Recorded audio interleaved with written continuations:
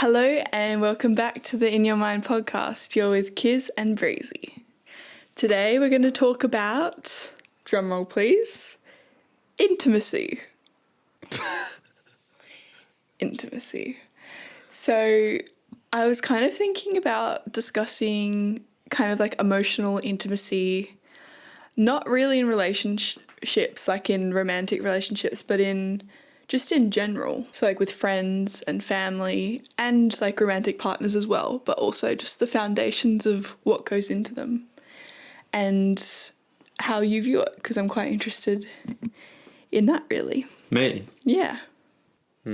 Well, I think you would have an interesting perspective on it, so I'm keen to hear what you have to say. Why did you pick this topic? By the way, most of the time I go blind into these episodes. She does all the planning, and I'm just like, hi. Yeah. Do you like that? Yeah, I do. Never know what you're going to get. Yeah.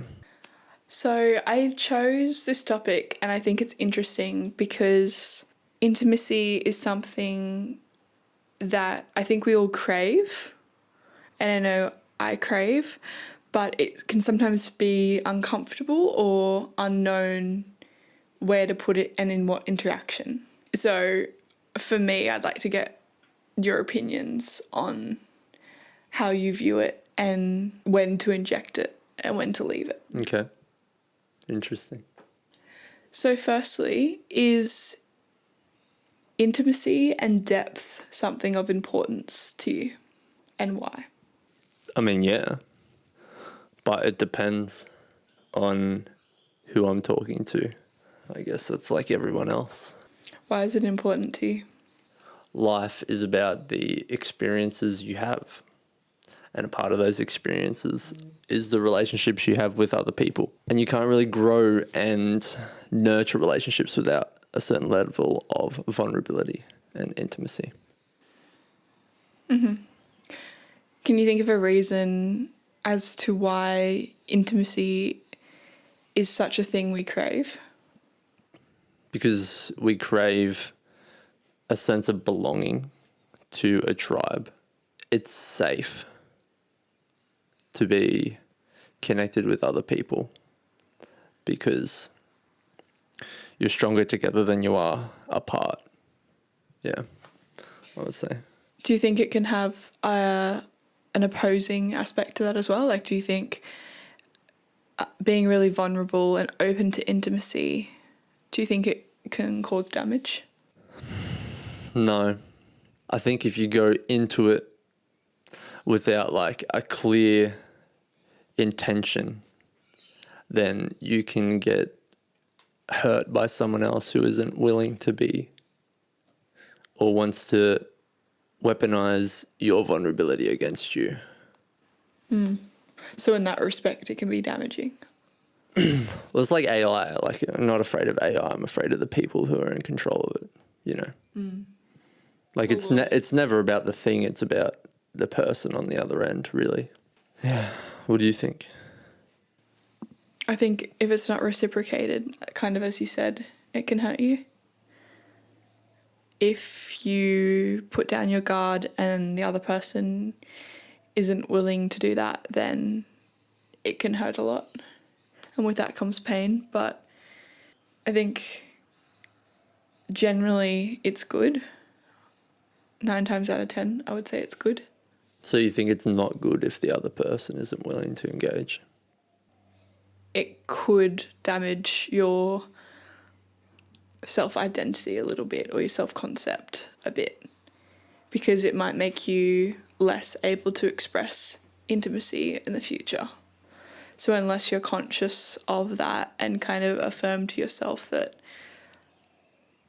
you know, that was just one situation, or whether you're strong in that and you still feel like you can bring intimacy into other conversations and other relationships, then that's good still. But it's when it reaches a level where it's kind of like where it impacts how you interact with others, then it's damaging.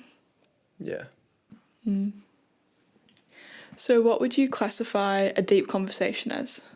Probably like literally speaking. It's just like a conversation where you've like gone through at least 3 layers of thinking, I would say. Such as? Like, someone asks how the weather is. Mm-hmm. You would respond, that would be level 1. And then either person would continue the conversation with, how do you feel when it's rainy? That would be another level. It's basically the closer you get towards like learning something genuine about the other person. Mm. And I feel like after the 3rd question, they would describe how rain makes them feel, and then you might ask, why is that? Mm. You've reached more of the core. Yeah. So you think it can be as simple as rain? Yeah, you can get there through any means, as long as both people are willing. It's interesting. I think that's not really how I've thought about it before. I just think of, when I think deep conversation, don't think about talking about the rain, you know?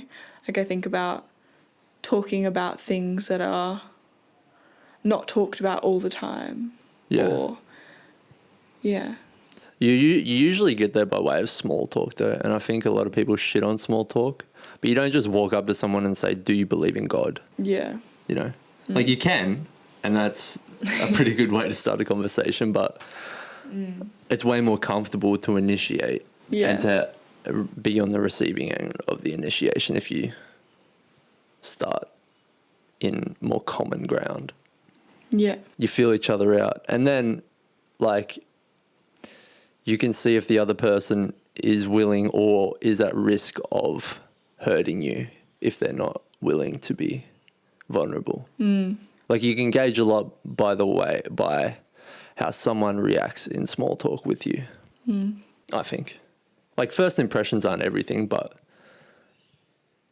especially in a specific circumstance, you can sort of gauge how someone's feeling. Do you think? Yeah, I think that makes sense. I think the general mannerisms or the general things that they bring up when you just ask them like how their day was, and when some people go into more depth than others, and some people will bring up circumstances that you probably wouldn't have. And yes, you can gauge a lot through that and through like the openness of their language. The reciprocity. Yeah, definitely. Especially when someone decides to take that step forward first and brings in more personal information that creates a level of vulnerability that in doing that, they invite you to do the same. Yeah. And that invitation is kind of extended. And I think it's interesting because sometimes I'm really grateful for that, and other times I am kind of afraid of it, because sometimes I think it's too early, or I think I'm not in the right state, or something like that. So I think... So that's like another aspect to how you could view intimacy as a bad thing. If you're not ready. Is that like, what would be the reason for that? Like you're not able to reciprocate, so you don't want to hurt them? Yeah, or it's even like if you're in the middle of doing a task and you have to go back to doing something and you only have a little amount of time that you can't actually properly engage in the conversation, that I think it's worth leaving this for another time, but then it kind of feels like that relationship takes a hit.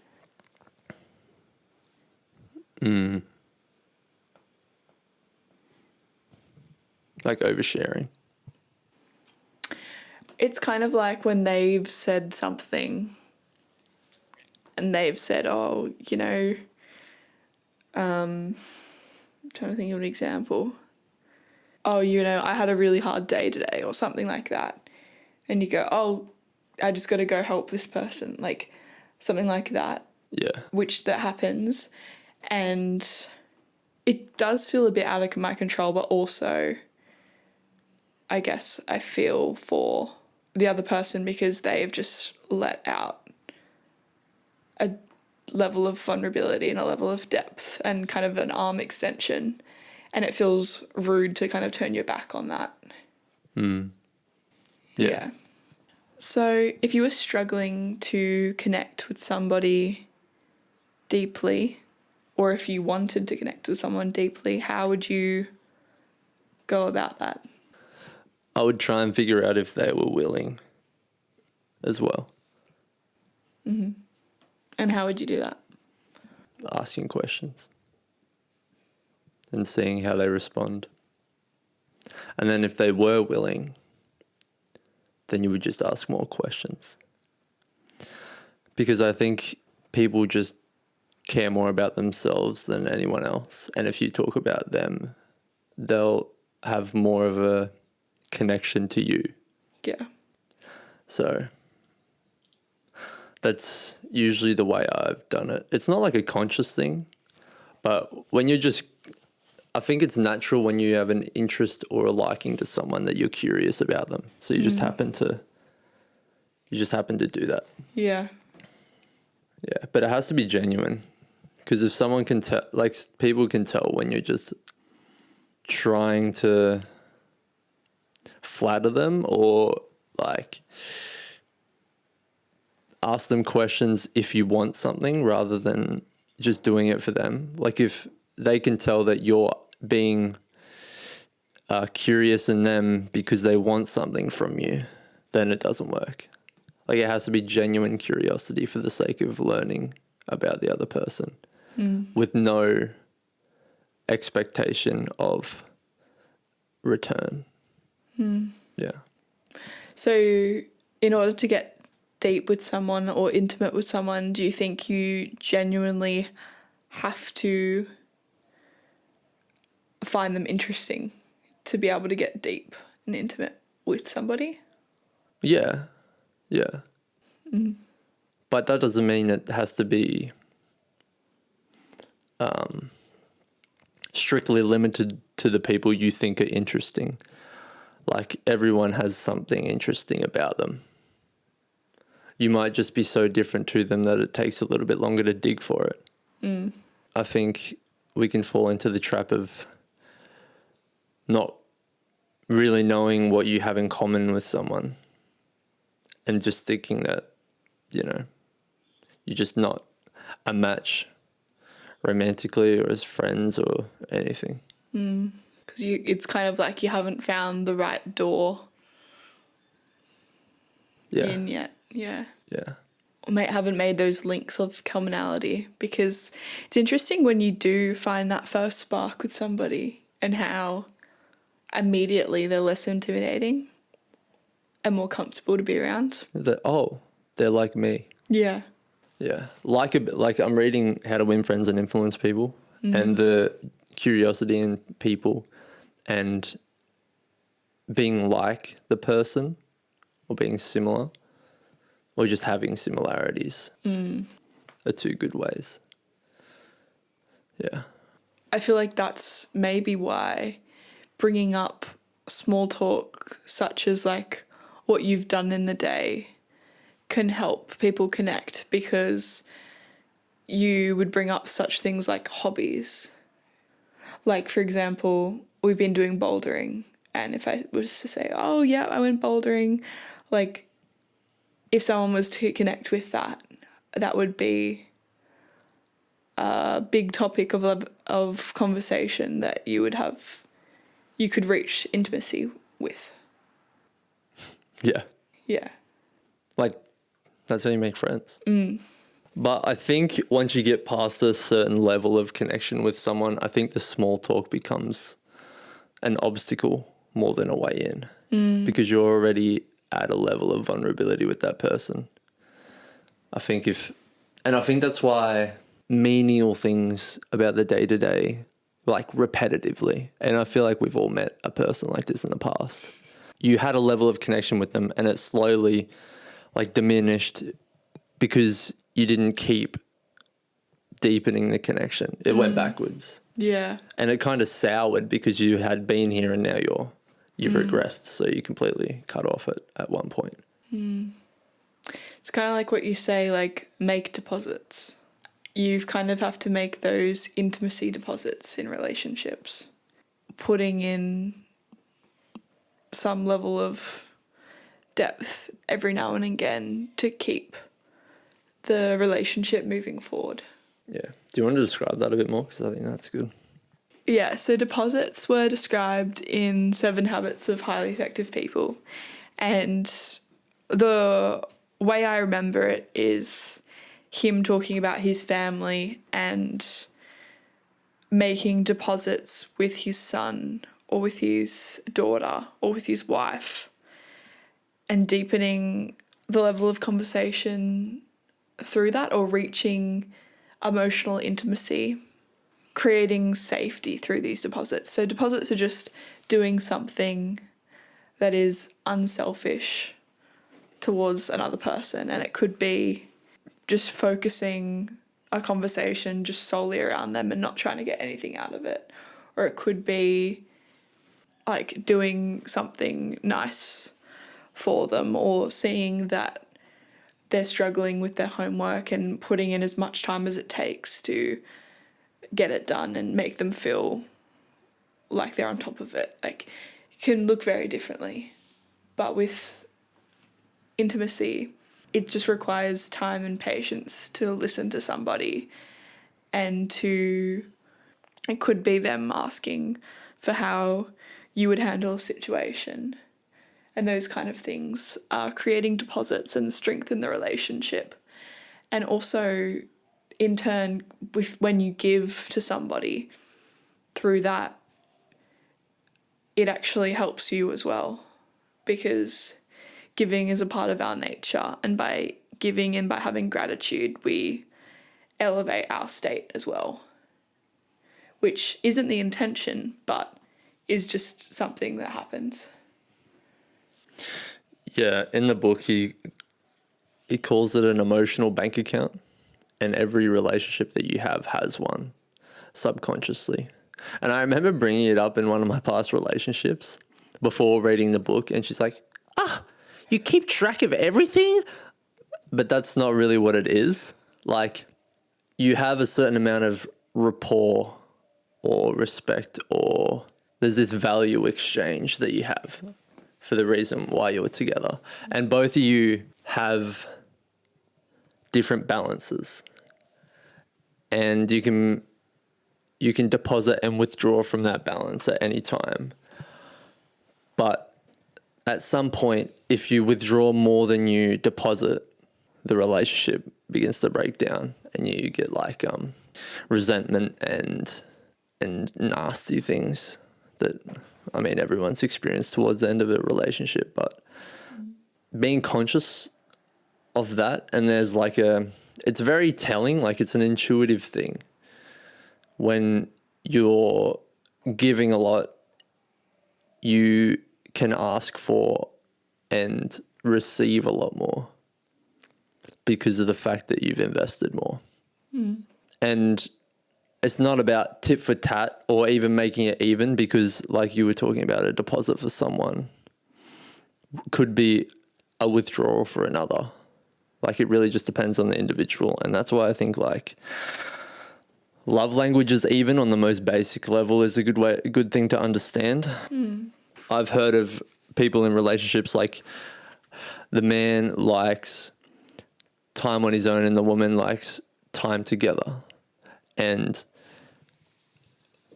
if the man needed time by himself, but the woman wanted time together, there would have to be a compromise. And whoever compromised would mean their bank account was withdrawn from. And if the same person is compromising all the time, then that person would have an empty bank account, and they would start building resentment or whatever, you know, if someone just keeps getting their way. Yeah. It's good to think about, and to think about what deposits, what you can consider a deposit into your bank account, and what things you would consider a withdrawal, and communicating that to the other person, and then finding out what's a withdrawal and a deposit for them. So you don't blindly walk into a bad situation, or, you know, you're just not aware of some massive withdrawal that you're taking over a small period of time that you might think is insignificant because it's insignificant to you. I think that was really important as well, the distinction between that everybody has different deposits and withdrawals too. And that's something the extent has really only just started to grasp me, really, because of like our conversation when we had Karen on the podcast and we were talking about the situation where you were asking, well, you... I was asking, was I? I was asking. Okay. Interpreting it differently again. So you were kind of venting, but I thought you were asking for help, and I thought I was depositing because I was giving you advice. Yeah. But I was actually withdrawing because that is not what you needed in that moment. You needed a deposit for you would have been confirming and listening and just being there. Like, that's what you needed. Yeah. So understanding what other people's deposits are, because you really think, like, I really thought in everything I knew that was a deposit, just to offer advice. So if you can actually get to those core roots and work out, kind of what the other person is needing and what they're not. Yeah. Would you say your openness to receive and initiate deep levels of conversation has changed throughout your life? And if so, how? For sure. Do you want to go first? Yeah. My level of sensitivity has changed quite a lot since I was younger to now. And what I can handle or take on is larger. So I have a bigger capacity to hear things and to take on things and to consider. I think that's because I don't let things get as close to me. I don't like take it into my field. I just kind of have it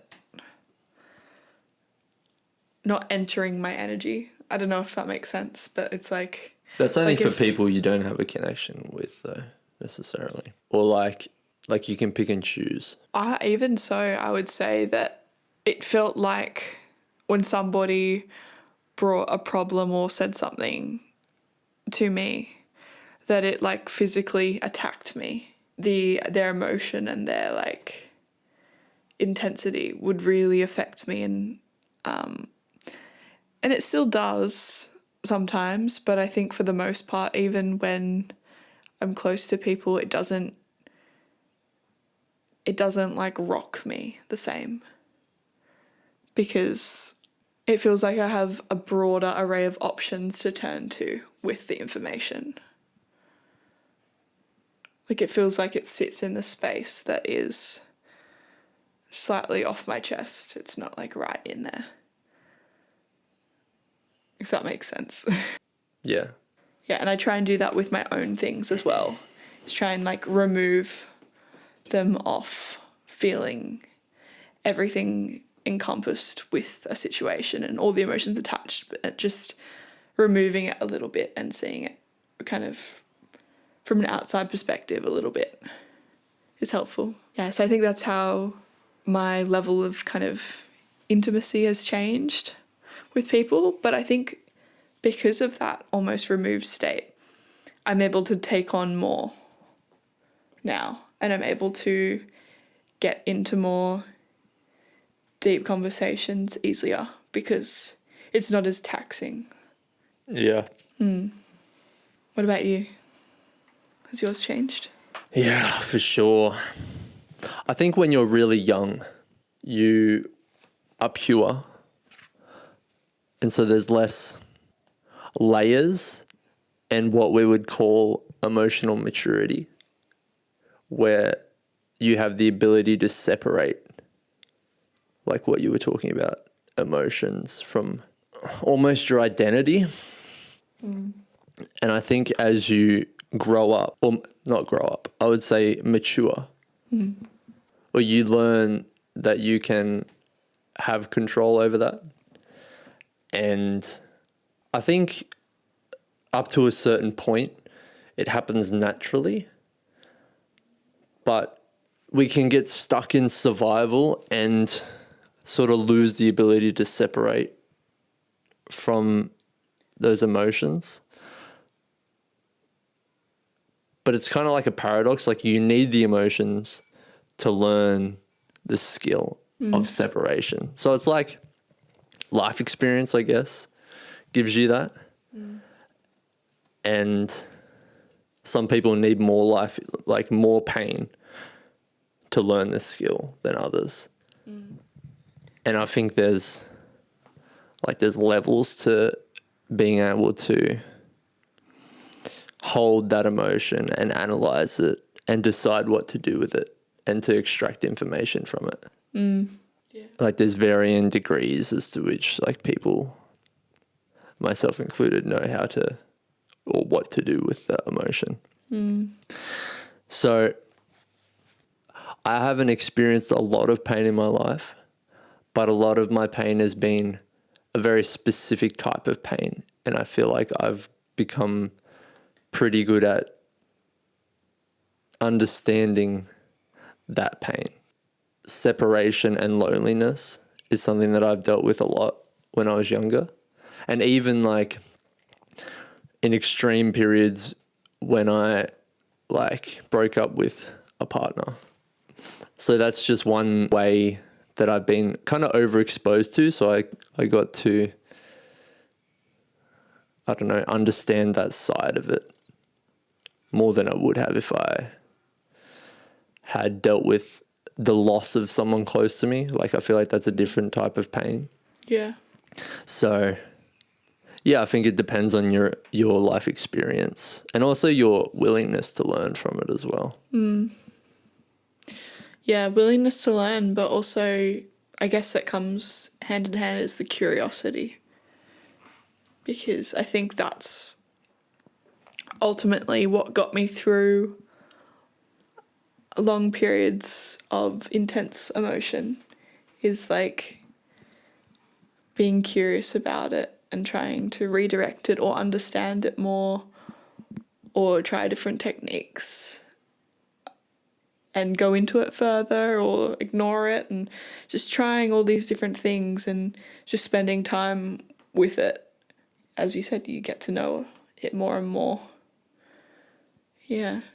And it also almost becomes a strength. Yeah, definitely. Yeah. So it's definitely not like this happened to me. My life is ruined. I'm never going to recover. Like, you begin to adapt and it molds you into the person you are because, everyone says, like, your failures and your pain are your greatest teachers, and What doesn't kill you makes you stronger. that's right. That's right. Yeah, for sure. Yeah. So, do you think your relationships in life have changed In what way? in depth and intimacy? I think it has become a lot more focused. Like, it's very deep with a small number of people. And there's not much outside of that, really. Whereas when I was younger, it was sort of spreadly thin over more people. So, yeah, I think it has changed in that way. It's something we learn in social psychology, is that when you are a child, you're more extroverted and do crave more friends and experiences because you're learning from all different types of people. And then as you get older, your network of people narrow and narrow and narrow and narrow to the end of your life.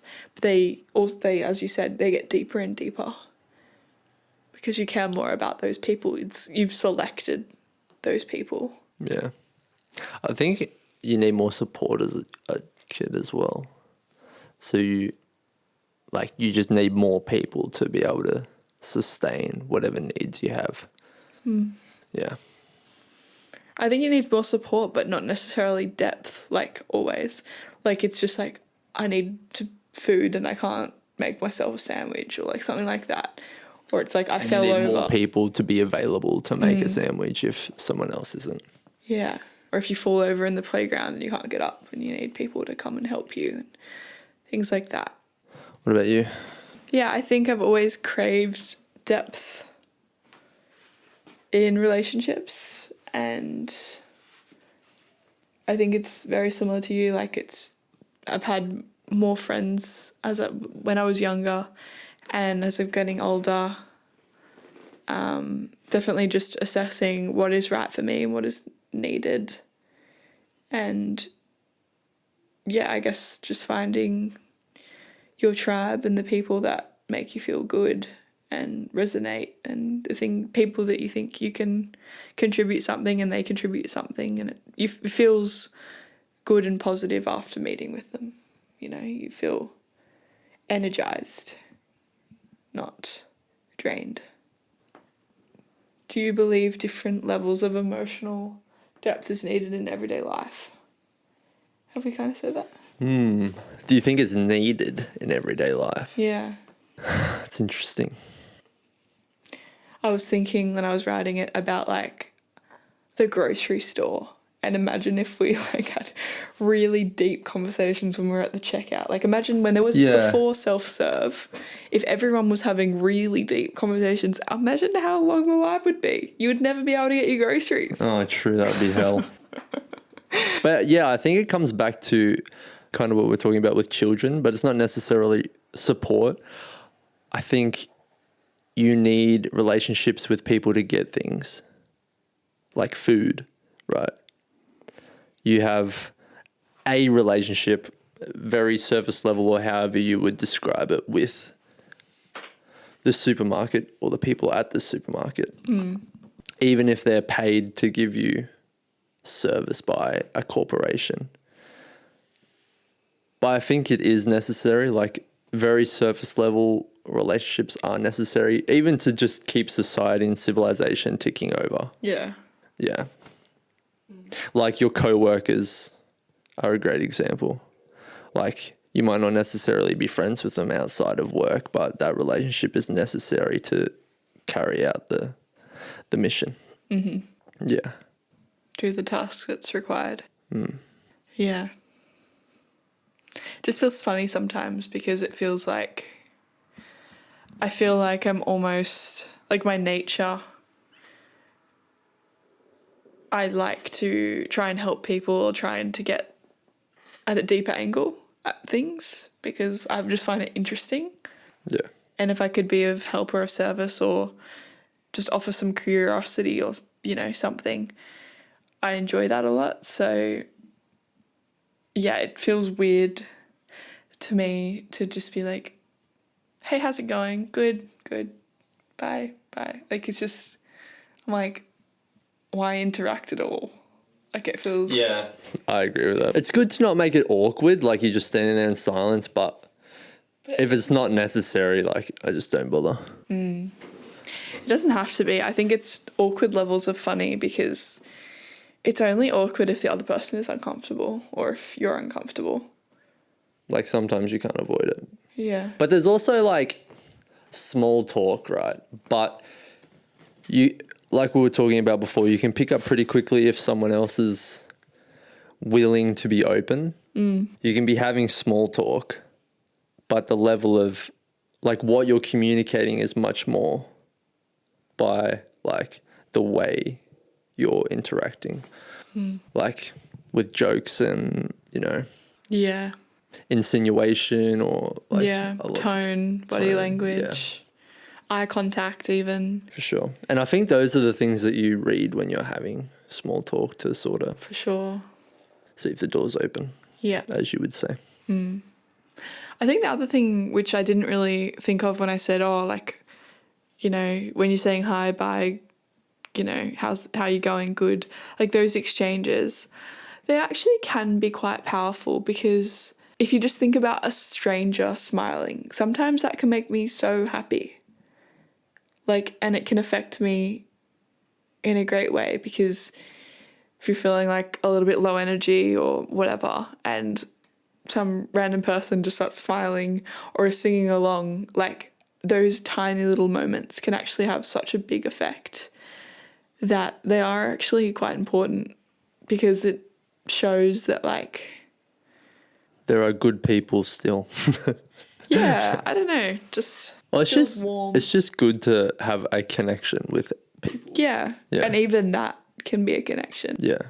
It doesn't have to be mind-blowingly deep. No. Like, it just has to be positive. You know? Yeah. But yeah, a smile or a small reach out can sometimes be impactful too. So don't underestimate the small things. Awesome. Well, thanks for listening to our chat on intimacy. Thanks for tuning in. If you enjoyed it, leave it a review or share it to a friend. Thanks for joining us on this journey. This journey. Yeah. Where are we going? Well, Into in your your mind. Damn. We're good at this. thank you so much. See ya. Bye. Bye.